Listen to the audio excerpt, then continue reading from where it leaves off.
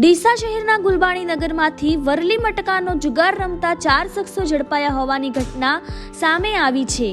જેમાં ડીસા શહેર દક્ષિણ પોલીસે ટેબ્લેટ, મોબાઈલ, બાઇક અને રોકડ સહિત 90,000નો મુદ્દામાલ જપ્ત કરી 5 શખ્સો સામે જુગારધારા મુજબ કાર્યવાહી કરી વધુ તપાસ હાથ ધરી છે।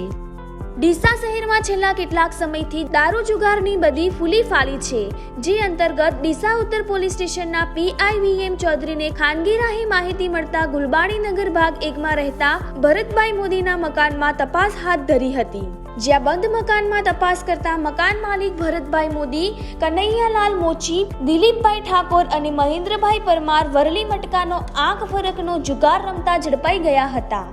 જેમની પૂછપરછ કરતા રાજુભાઈ સેવંતીલાલ મોદી ઉર્ફે રાજુ બેટરીનું નામ પણ સામે આવ્યું હતું,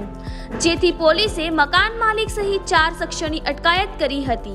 તેમજ આરોપીઓ પાસેથી ટેબ્લેટ, મોબાઈલ, બાઇક, હિસાબ લખેલી ડાયરીઓ, આંકડા લખેલી ચિઠ્ઠીઓ, જુગારનું સાહિત્ય અને રોકડ સહિત 90,233 રૂપિયાનો મુદ્દામાલ જપ્ત કર્યો હતો,